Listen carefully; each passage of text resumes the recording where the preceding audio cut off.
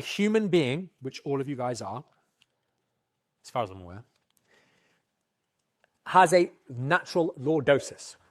I always find it hilarious because it shows ignorance when someone says, my doctor said I have lordosis. It's like, that's like saying you have 2 arms. Like, so what? Like, doesn't mean anything, right? What they might mean is you have hyperlordosis, and they probably haven't measured it, so they're probably speaking incorrectly. But there's a lot of stuff on the internet about flattening the back to the ground, doing a pelvic tilt. You do not do that.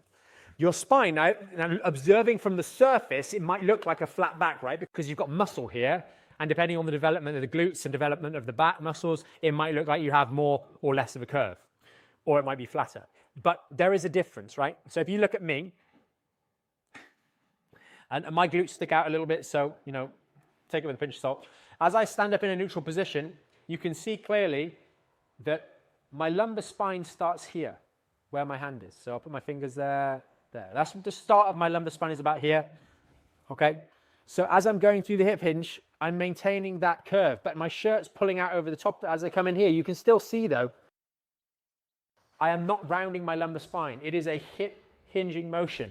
But if I move my back out the way, if I pull this forward like so, you can see that the curve, there's still that element of curve there. My back is not, as opposed to this, okay? That is very different, right? That is wrong. But the most important thing you can do to help you get this is go and stand against the wall with your bum, your middle back, and your head against the wall, and then walk away from the wall. That's probably neutral for more or less everybody, right? Unless you have evidence to suggest to the contrary, which would be a standing load-bearing x-ray that's measured your spinal curve, and then you just hip hinge back, and boom.